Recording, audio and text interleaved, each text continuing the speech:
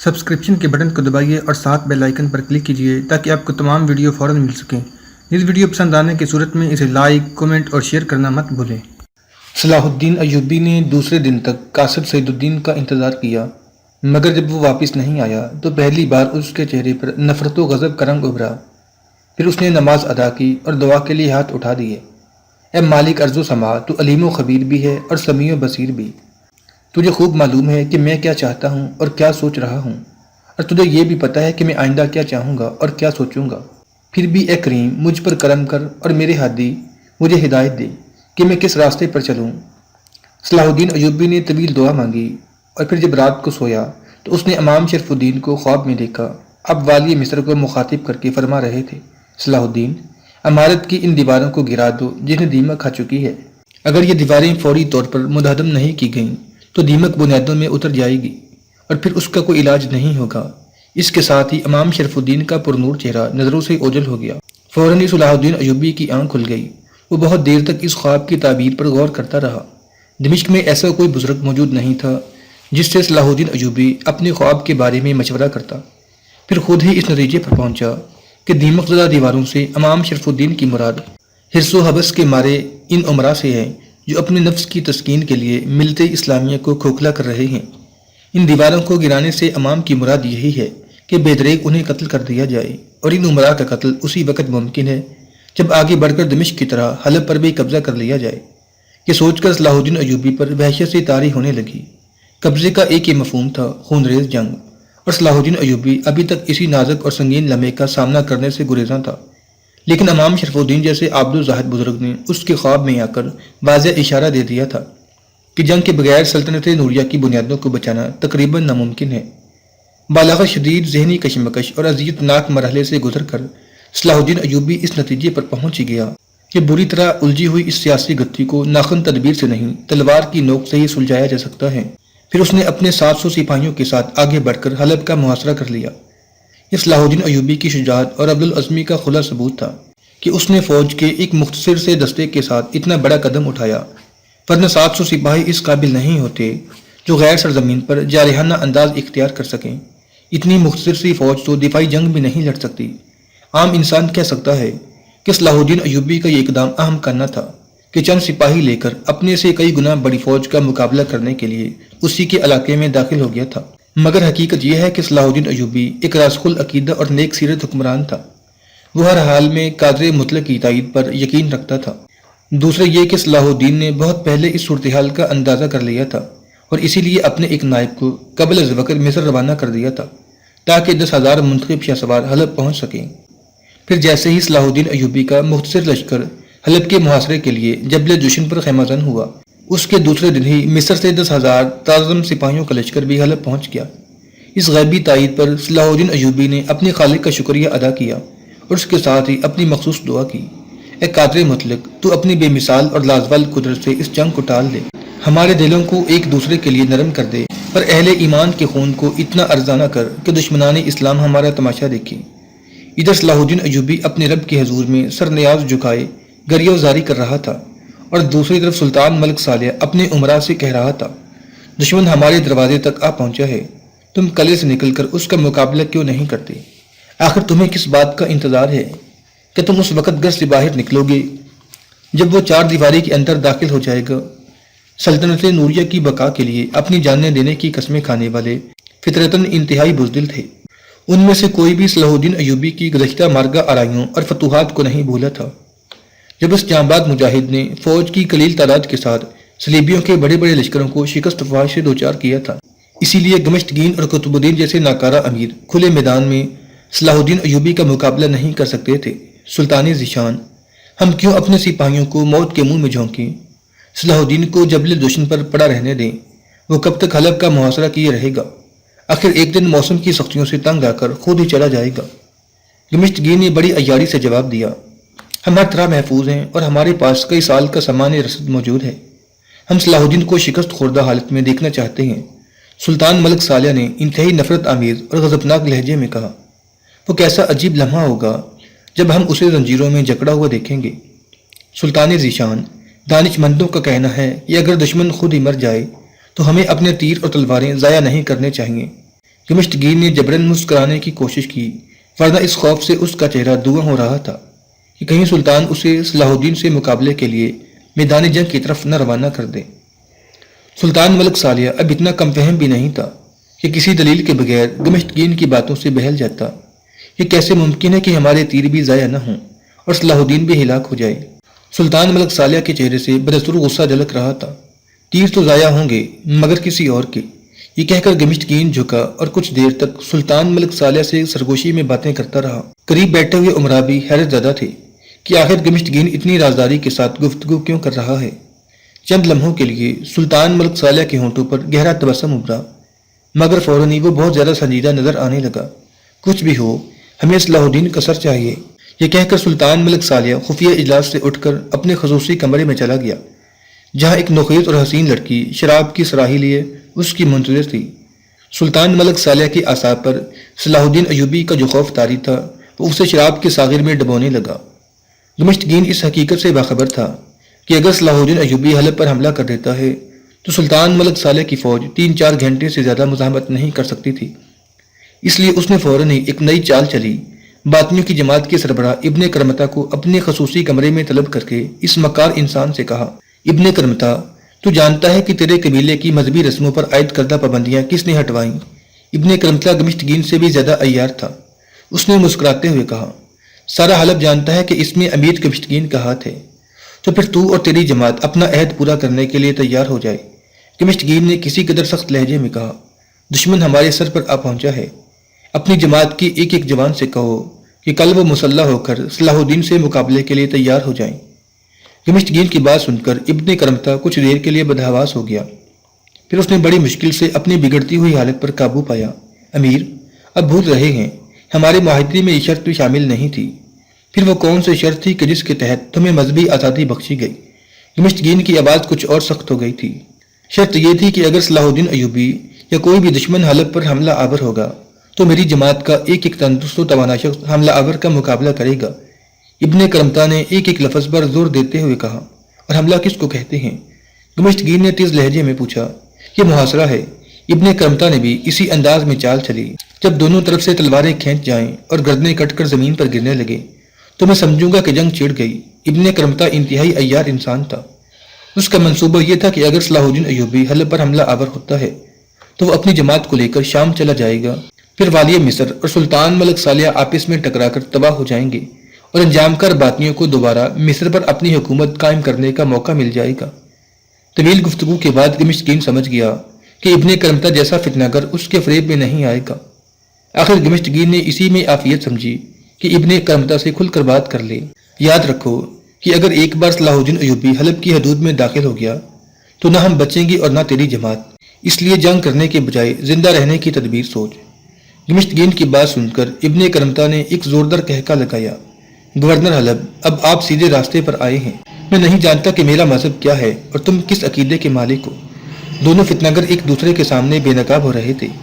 میں بھی صلاح الدین ایوبی سے نجات چاہتا ہوں اور تم لوگ بھی۔ بہتر یہی ہے کہ صلاح الدین کو درمیان سے ہٹا کر مصر کا اقتدار تمہاری جماعت کے حوالے کر دیا جائے اور باقی علاقے۔ ابن کرمتا نے مسکراتے ہوئے کہا، جب دو شرکاء میں تجارت ہوتی ہے تو برابر کا منافع ہوتا ہے۔ گمشتگین اقتدار کی ہوس میں اس قدر اندھا ہو رہا تھا کہ اس نے سلطنت نوریہ کو تقسیم کر ڈالا، مصر اور شام تمہارا، حلب اور دمشق میرا۔ ابن کرمتا نے یہ سودا منظور کر لیا اور اسی دن رات کے اندھیرے میں شام روانہ ہو گیا۔ ادھر صلاح الدین ایوبی کے قتل اور سلطنت نوریہ کی تقسیم کے خفیہ معاہدے ہو رہے تھے، اور ادھر یروشلم میں شاہ اموری کی موت کے بعد ایک نیا انقلاب آ گیا تھا۔ شاہ اموری دنیا کا بدکار ترین انسان ہونے کے ساتھ ان چند صلیبیوں میں سے ایک تھا جو مسلمانوں کو مٹانے کے ساتھ ساتھ مکہ معظمہ اور مدینہ منورہ پر بھی قبضہ کرنا چاہتے تھے۔ مگر قدرت کے فیصلے بھی عجیب ہوتے ہیں۔ شاہ اموری نے بانیاس اور اسکندریہ کے محاذ پر صلاح الدین ایوبی سے بدترین شکست کھائی۔ اس کے ساتھ ہی وہ اپنی زندگی میں بھی دنیا کا انتہائی بدنصیب انسان تھا۔ اموری کی پہلی بیوی سے ایک لڑکا بالڈون پیدا ہوا۔ ابھی بالڈون 1 ہی سال کا تھا کہ وہ جذام کے مرض میں مبتلا ہو گیا۔ شاہ اموری نے پوری عیسائی دنیا سے بہترین طبیب یروشلم بلائے، مسلمان حکیموں کو بھی اپنے دربار میں طلب کیا، انہیں بڑے بڑے انعامات کی پیشکش کی گئی، قدیم و جدید تمام نسخے آزما لیے گئے، مگر بالڈون کا مرض کم ہونے کے بجائے بڑھتا ہی چلا گیا۔ شاہ اموری اپنے کوڑی بیٹے کو دیکھتا اور تنہائی میں روتا رہتا۔ کہ اس کا ولی عہد سلطنت ایک ایسی بیماری میں مبتلا ہے کہ کوئی اس کے نزدیک بیٹھنا بھی گوارا نہیں کرتا، پھر وہ یروشلم پر حکومت کس طرح کرے گا؟ شاہ اموری نے اپنی اس محرومی کو دور کرنے کے لیے بہت سی شادیاں کی، مگر کسی ایک بیوی سے بھی کوئی اولاد پیدا نہ ہو سکی۔ بالآخر اسی اذیت کی عالم میں ایک دن شاہ اموری کی موت واقع ہو گئی۔ یروشلم کے توہم پرستوں نے اموری کی موت کو کہن بطری کی بددعا کا نتیجہ سمجھا، جسے اموری نے مرنے سے چند روز پہلے قید خانے میں ڈال دیا تھا۔ اموری کی آخری رسوم کے ادا ہوتے ہی یروشلم کے امیروں اور وزیروں نے کہن بطری کو قید خانے سے نکالا، اس مکار شخص سے معافی مانگی۔ اب یروشلم کی تخت نشینی کا مسئلہ تھا۔ اموری کا وارث بالڈون کی شکل میں موجود تھا۔ اس کی عمر 10 سال کے قریب تھی اور کوڑ اس قدر پھیل چکا تھا کہ پورا جسم اس کی لپیٹ میں آ گیا تھا۔ مجبوراً بالڈون کو علیحدہ کمرے میں رکھا گیا تھا۔ خدمتگار اس کی دیکھ بھال کیا کرتے تھے۔ اپنی فطری مجبوری کے باعث بالڈون تخت نشینی کے قابل نہیں تھا۔ بالغ عمرہ کے طویل مشوروں کے بعد ریمنڈ کو بالڈون کا وارث بنا کر یروشلم کے تخت پر بٹھا دیا گیا۔ واضح رہے کہ ایک ریمنڈ انطاکیہ کا حکمران تھا جو مسلمانوں سے جنگ کرتے ہوئے میدان میں مارا گیا تھا۔ یہ ریمنڈ ثانی تھا، طرابلس کا حکمران۔ ہارم کی جنگ میں سلطان نور الدین زنگی نے ریمنڈ کو گرفتار کر کے قید خانے میں ڈال دیا تھا۔ ریمنڈ نے اسی حالت اسیری میں 8 سال گزارے۔ پھر فخر الدین مسعود بن زعفرانی کی سفارش پر سلطان نور الدین محمود زنگی نے 1.5 لاکھ دینار تاوان اور 1000 مسلمان قیدیوں کو آزاد کرنے کے بدلے میں ریمنڈ کو چھوڑ دیا تھا۔ اب ریمنڈ ایک بالوں پر ٹوٹا ہوا شاہین تھا جو طوفانی ہواؤں میں اڑنے کی بجائے زمین پر رینگتا رہتا تھا۔ اچانک اس کی قسمت نے کروٹ لی اور وہ یروشلم کا نگران بادشاہ بن گیا۔ عیسائی عمرا نے ریمنڈ کا انتخاب اس لیے کیا تھا کہ وہ بھی شاہ اموری کی طرح مسلمانوں سے شدید نفرت کرتا تھا اور اہل ایمان کے مقامات مقدسہ پر قبضہ کرنے کے خواب دیکھا کرتا تھا۔ مختصر یہ کہ ریمنڈ اس وقت تمام صلیبی بادشاہوں میں سب سے زیادہ محترم تھا۔ تخت نشینی سے پہلے ریمنڈ نے انجیل مقدس پر ہاتھ رکھ کر قسم کھائی تھی کہ وہ بہت جلد صلیبیوں کی گزشتہ شکستوں کا حساب برابر کر دے گا۔ ابن کرمتا گمشتگین سے گفتگو کرنے کے بعد شام پہنچا، جہاں باطنیوں کی بہت بڑی اکثریت تھی اور سنان نامی ایک شخص ان کی قیادت کر رہا تھا۔ باطنی بھی کئی فرقوں میں تقسیم تھی، مگر ان سب کا مقصد ایک ہی تھا کہ اہل ایمان میں پھوٹ ڈالی جائے، یہاں تک کہ اسلامی سلطنت مکمل طور پر تباہ ہو جائے۔ باطنی مذہب کا خلاصہ یہ ہے کہ انسانی حیات 4 روزہ ہے۔ اس مختصر سی مدت میں آدمی کو چاہیے کہ وہ زمین پر پائی جانے والی ہر خوشی اور لذت حاصل کرے۔ ہر شخص کو عورت اور شراب کے استعمال کی کھلی آزادی ہے۔ اپنا مطلب نکالنے کے لیے جھوٹ اور منافقت سے کام لینا بڑی عبادت ہے۔ باطنیوں کا پہلا امیر عبداللہ ابن سبا یہودی تھا، جس کی فتنہ انگیزیوں نے مسلمانوں کو مسلمانوں سے لڑایا، جس کے نتیجے میں خلیفہ سوم حضرت عثمان غنی رضی اللہ تعالی عنہ کی شہادت کا جانگزد واقعہ پیش آیا۔ پھر یہ باطنی تحریک سفر کرتے کرتے حسن بن صباح تک پہنچی، جس نے قلعہ الموت میں اپنی جنت تعمیر کی تھی اور اس کے ساتھ ہی فدائیوں کی ایک جماعت بھی بنائی تھی۔ اس جماعت میں چھانٹ چھانٹ کر سفاق ترین لوگ شامل کیے گئے تھے۔ باطنیوں کے اس فرقے کا نام حشاشین تھا۔ اس فرقے سے تعلق رکھنے والے افراد آدم خور کہلاتے تھے اور ان آدم خوروں کا سربراہ سنان تھا۔ ابن کرمتا نے شام پہنچتے ہی سنان سے ملاقات کی اور گمشتگین اور دوسرے حلبی عمراء کی طرف سے پیشکش کی اگر صلاح الدین ایوبی کو قتل کر دیا جائے تو زر کثیر کے علاوہ کوئی شہر بھی حشاشین کے حوالے کر دیے جائیں گے۔ صلاح الدین ایوبی کو قتل کرنا تو حشاشین کے نزدیک افضل ترین عبادت تھی۔ ابن کرمتا کی بات سن کر سنان نے ہذیانی انداز میں ایک کہکا لگایا، ابن کرمتا، میرے آدم خور بہت دن سے بھوکے بھی ہیں اور پیاسے بھی۔ آج تو ایک طویل عرصے کے بعد ایک بہت بڑی دعوت لے کر آیا ہے۔ صلاح الدین ایوبی کی لاش سے تو سلطان نور الدین زنگی کا حساب بھی لینا ہے۔ پھر سنان نے 50 آدم خور حشیشان کو طلب کیا جو تیر اندازی، شمشیر زنی اور شہ سواری کے ساتھ گوریلا جنگ لڑنے کے بھی ماہر تھے۔ انہیں کچھ ہدایات دیں اور ابن کرمتا کے ساتھ حلب روانہ کر دیا۔ پھر جب ابن کرمتا جانے لگا تو سنان نے پرزور الفاظ میں اسے نصیحت کی، جیسے ہی صلاح الدین ایوبی کا کام تمام ہو جائے ایک لمحہ ضائع کیے بغیر گمشتگین اور اس کی ہمنوا امیروں کے ساتھ سلطان ملک صالح کو بھی قتل کرا دینا۔ پھر حشاشین کا یہ آدم خور دستہ بڑی رازداری کے ساتھ حلب پہنچا۔ اس کے بعد گمشتگین کے جاسوسوں کی نشاندہی پر حشاشین نے صلاح الدین ایوبی کے فوجیوں کی طرح لباس پہنے اور دوسرے دن جبل جوشن پہنچ کر صلاح الدین کے لشکر میں شامل ہو گئے۔ حشاشین کا منصوبہ کامیاب تھا، مگر یہ صلاح الدین ایوبی کی خوش بختی تھی کہ یکایک آدم خوروں کی چال ان پر ہی الٹ گئی۔ صلاح الدین ایوبی کے لشکر میں ایک امیر حاکم بکبیس نجم الدین تھا۔ سلطان نور الدین محمود زنگی کی وفات کے بعد نجم الدین نے ملت اسلامیہ کی سالمیت کے لیے صلاح الدین ایوبی کی اطاعت قبول کر لی تھی۔ بوقبیس شام کا سرحدی علاقہ ہے، اس لیے نجم الدین حشاشین کی جماعت کی اکثر افراد کو پہچانتا تھا۔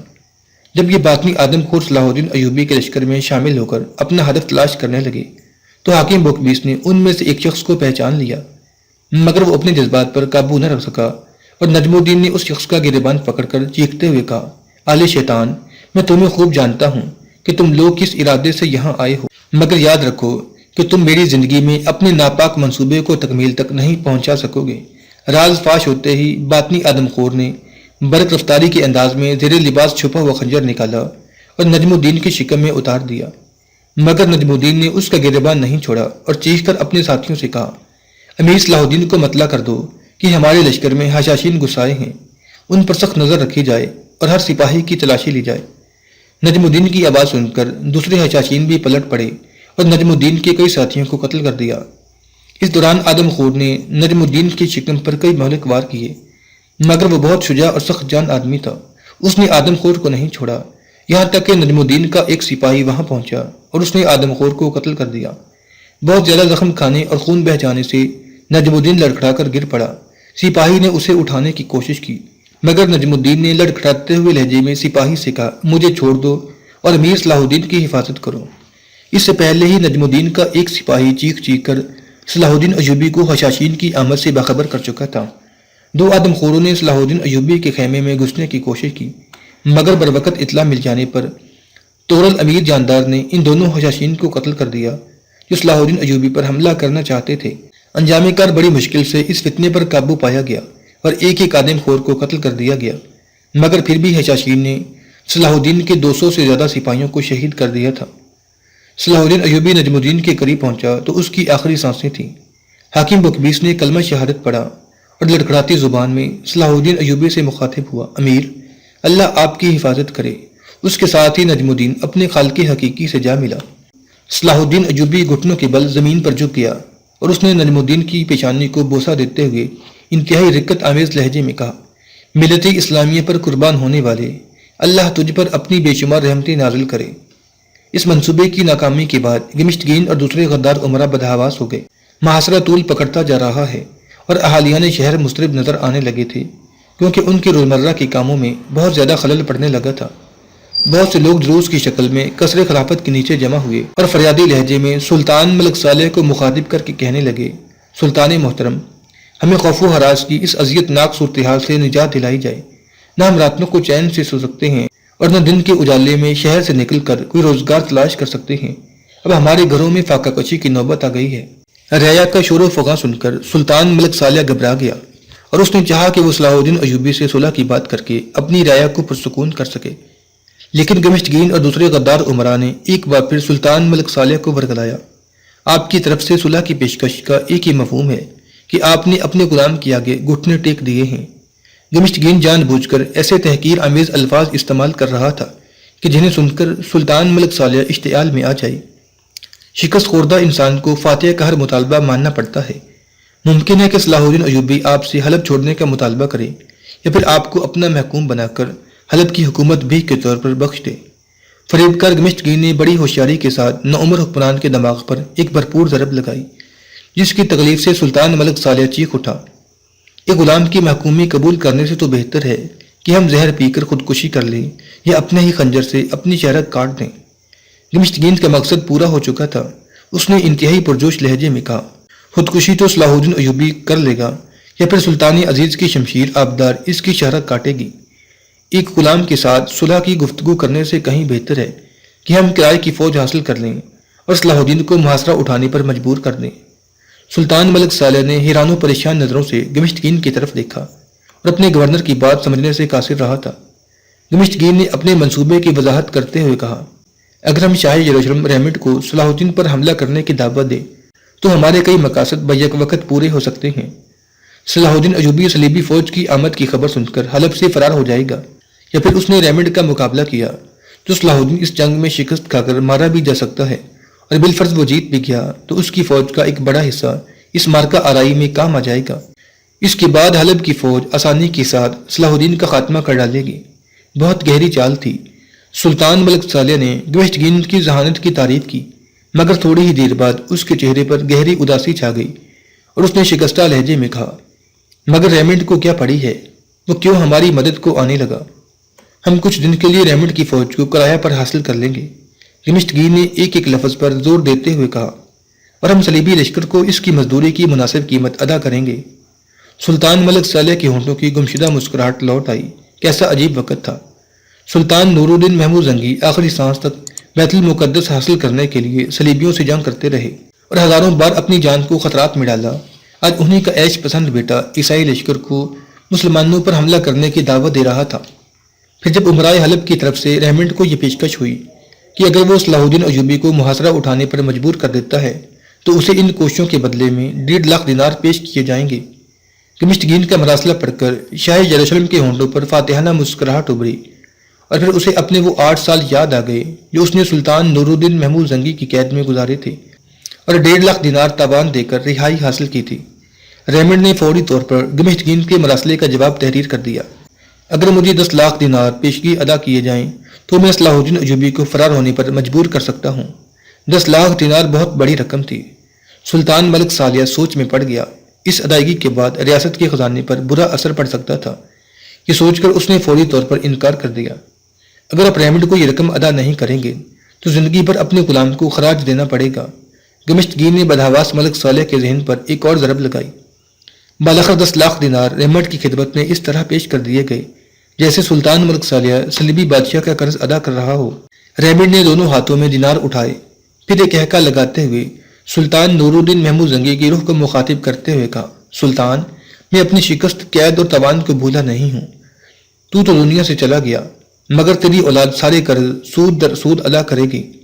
10 لاکھ دینار پیشگی وصول کرنے کے بعد شاہ یروشلم ریمنڈ نے انتہائی جارحانہ انداز اختیار کرتے ہوئے صلاح الدین ایوبی کے نام ایک خط تحریر کیا۔ اب اہل حلب تنہا نہیں ہے، میرے ساتھ پوری عیسائی دنیا سلطان ملک صالح کی پشت پناہ اور مددگار ہے۔ میں تجھے اتنی مہلت دیتا ہوں کہ تو حلب کا محاصرہ اٹھا کر دمشق چلا جائے، پھر دمشق کی حدود چھوڑ کر مصر کے حصار میں سمٹ جائے، اسی میں تیری سلامتی ہے۔ جب صلاح الدین ایوبی شاہ یروشلم کا خط پڑھ چکا تو اس نے بڑے بے نیازانہ انداز میں عیسائی سفیر کی طرف دیکھا، پھر مسکراتے ہوئے کہا، میں ریمنڈ کو پہچانتا ہوں۔ جب سلطان عادل نے تمہارے شہنشاہ کو گرفتار کیا تھا میں بھی اس مارکے میں شریک تھا۔ میں نے اپنی آنکھوں سے ریمنڈ کو کسی گیدڑ کی طرح میدان جنگ سے فرار ہوتے پھر زنجیروں میں جکڑا ہوا واپس آتے دیکھا تھا۔ مجھے اس کے ایام اسیری بھی یاد ہیں، پھر جس طرح اس نے سلطان نور الدین زنگی کے قدموں پر سر رکھ کر اپنی زندگی کی بھیک مانگی تھی، میں وہ منظر بھی نہیں بھولا ہوں۔ صلاح الدین ایوبی کی تحقیر آمیز گفتگو سن کر صلیبی سفیر کا سرخ و سفید چہرہ سیاہی مائل ہو گیا تھا۔ والی مصر کو شاہ یروشلم کی طاقت کا اندازہ نہیں۔ جب وہ میدان جنگ کی طرف بڑھیں گے تو ساری دنیا کے عیسائی لشکر حرکت میں آ جائیں گے۔ صلاح الدین ایوبی نے صلیبی سفیر کی اس لاف زنی کا کوئی جواب نہیں دیا، اٹھ کر کھڑا ہوا اور باوقار لہجے میں ریمنڈ کے قاصد سے مخاطب ہوا، اب تم جا سکتے ہو۔ یہ کہہ کر صلاح الدین ایوبی کمرے سے جانے لگا اور شہنشاہ کے خط کا جواب صلیبی سفیر سارے دعوے بھول گیا تھا اور اب اس کے چہرے پر حیرت و فکر کا غبار اڑ رہا تھا۔ صلاح الدین ایوبی جاتے جاتے پلٹا اور ہلکی سی مسکراہٹ کے ساتھ بولا، اب میدان جنگ میں تمہارے شہنشاہ سے ملاقات ہوگی۔ صلیبی قاصد کو صلاح الدین ایوبی سے اس ذلت آمیز سلوک کی ذرا بھی توقع نہیں تھی۔ اس کا خیال تھا کہ صلاح الدین ایوبی پوری عیسائی دنیا کے شریک جنگ ہونے کی دھمکی سن کر گھبرا جائے گا اور سیاست سے کام لیتے ہوئے صلح جوئی کا راستہ اختیار کرے گا، مگر صلاح الدین ایوبی تو آندھی کی کسی تیز جھونکے کی طرح گزر کر چلا گیا۔